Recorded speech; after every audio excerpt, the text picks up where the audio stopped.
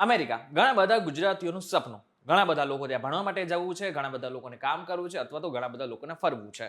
પરંતુ આ બધાની વચ્ચે જે લોકો ઇલીગલી જાય છે ને એની સંખ્યા હજારો નહીં પરંતુ લાખોમાં છે. હવે મહત્વની વાત તો એ છે કે જે લોકોને ત્યાં ભણીને કામ કરવું છે અને અહીંથી જઈને ત્યાં કામ કરવું છે, એ બધા જ લોકો માટે H1B વિઝા ઘણા મહત્વના છે. હવે H1B વિઝા મળે એટલા માટે થઈને હવે અમેરિકાએ અમુક નિયમોમાં ફેરફાર કર્યા છે, અમુક બિલ પાસ કર્યું છે. હવે બિલની જો તમને ખબર હોય તો તમારા માટે આ પ્રકારની ખુશખબરી છે, એટલે કે એક પ્રકારની ખુશખબરી છે. આવનારા સમયમાં જો તમારે H1B વિઝા મેળવવાના થાય તો તમને ઝડપથી પણ મળી શકે છે. ત્યારે શું છે આખી માહિતી અને શું છે ખુશખબરી, જાણીશું આજના વિડીયોમાં. Hello, ladies and gentlemen. This is your captain speaking. We'll be landing in the airport in just a few minutes. Hello guys, welcome to way to વિદેશ એન્ડ માય નામ ઇઝ કરણ ચરોતરા. સીધા ટોપિક ઉપર આવીએ. હવે જે લોકોને અમેરિકા ભણવા માટે અથવા તો ત્યાં જઈને કામ કરવું છે, નોકરી કરવી છે, એટલા માટે થઈને એક બિલ પાસ કરવામાં આવ્યું છે.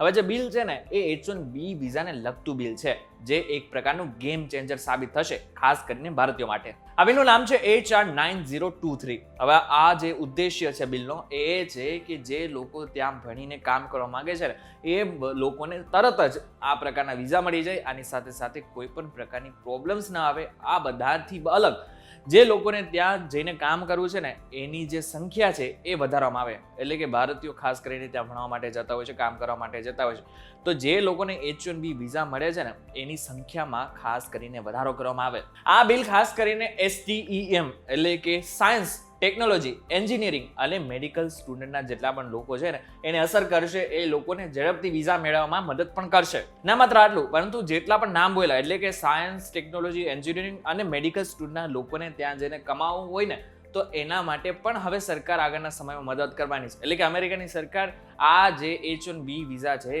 એને જાળવવામાં પણ મદદ કરશે. હવે જે લોકોને ખબર નથી કે H1B વિઝા શું છે તો તમને જણાવી દઉં કે H1B વિઝા જે છે એ નોન ઇમિગ્રન્ટ વિઝા છે. મહત્વની વાત તો એ છે કે અમેરિકામાં જે સંખ્યા છે ઘણી ઓછી છે અને એમની પાસે એટલી બધી સ્કિલ્સ પણ નથી. જેટલી પણ તમને સ્કિલ્સ દેખાય છે ને એ વિદેશીઓની વધારે પડતી સ્કિલ છે. એટલા માટે થઈને પોતાના દેશમાં આકર્ષિત કરવા માટે આ સરકાર એટલે કે અમેરિકાની સરકાર H1B વિઝા નામે એક વિઝા બહાર પડે છે, જેમાં સૌથી મોટો ફાળો ભારતીયોનો હોય છે. એટલે કે ભારતીયો મોટા પ્રમાણમાં H1B વિઝા લઈને અમેરિકામાં કામ કરવા માટે જતા હોય છે.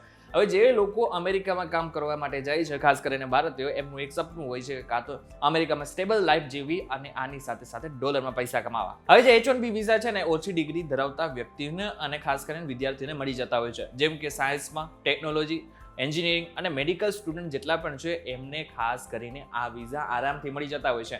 ત્યાં જઈને ભણી પણ શકે છે અને આની સાથે સાથે કામ પણ કરી શકે છે. એટલા માટે થઈને આ વિઝા આપણા ભારતીયો માટે ખાસ થઈ જાય છે. આગળના સમયમાં H1B વિઝાને લઈને જે ફેરફાર કરવામાં આવે છે, જે બિલ લાવવામાં આવ્યું છે એનાથી ફરક કેટલો પડશે તેની વાત કરી. સૌથી પહેલા તો એ સમજી લેજો કે આ જે બિલ છે એની સૌથી મોટી અસર ભારતીયોને થશે, કારણ કે ભારતીયો સૌથી વધારે પ્રમાણમાં ત્યાં કામ કરવા માટે જાય છે. પરંતુ જે વર્તમાન કેપ છે H1B વિઝાને લઈને એ લગભગ 65,000ની આસપાસ છે. હવે આ કેપને પણ વધારો કરવામાં આવશે. આની સાથે સાથે જે સંખ્યા H1B વિઝા અપ્લાય કરવાની છે એમાં પણ વધારો થશે અને એપ્લાય કર્યા બાદ અમેરિકા H1B વિઝા વધારે પડતું આપશે, એ પણ એક સત્ય હકીકત છે. હવે H1B વિઝાના નવા બિલથી ફરક કેટલો પડશે તેની વાત કરી લે. સૌથી પહેલા તો એ સમજી લેજો કે H1B વિઝાના જે નવો બિલ છે એ એટલા માટે લાવવામાં આવ્યો છે જેથી H1B વિઝાની સંખ્યામાં વધારો કરવામાં આવે અને મોટા ભાગના વિદેશી વિદ્યાર્થીઓ અને ખાસ કરીને જેટલા લોકોને કામ કરવું છે અમેરિકામાં તેમને પ્રોત્સાહન મળે. જે વર્તમાન કેપ છે એ 65,000ની આસપાસ છે, એને પણ વધારવાની વાત કરવામાં આવી રહી છે.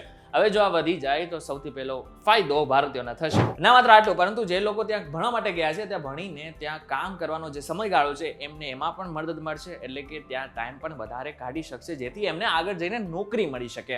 હાલ તો મોટાભાગના અમેરિકામાં પોલિટિશિયન એટલે કે રાજનેતાઓ જે છે એ આનું સમર્થન કરી રહ્યા છે, કારણ કે એમને પણ ખબર છે કે જેટલા પણ વધારાના અને સ્કિલ્સ વર્કર વિદ્યાર્થીઓ અને ખાસ કરીને કામ કરનાર લોકો એમના દેશમાં એટલે કે અમેરિકામાં આવશે તો એમના દેશને જ આર્થિક રીતે ફાયદો મળશે. પરંતુ આ બાબતને લઈને તમારું શું કહેવું છે અમને કોમેન્ટ કરીને ચોક્કસથી કહેજો. વિડીયો થકી જો તમને કોઈ ઇન્ફોર્મેશન મળી હોય તો વિડીયોને લાઈક અને શેર જરૂરથી કરજો તથા આવા જ ઇન્ફોર્મેટિવ વિડીયોઝ માટે VTPGujarati.com સાથે જોડાયેલા રહેજો.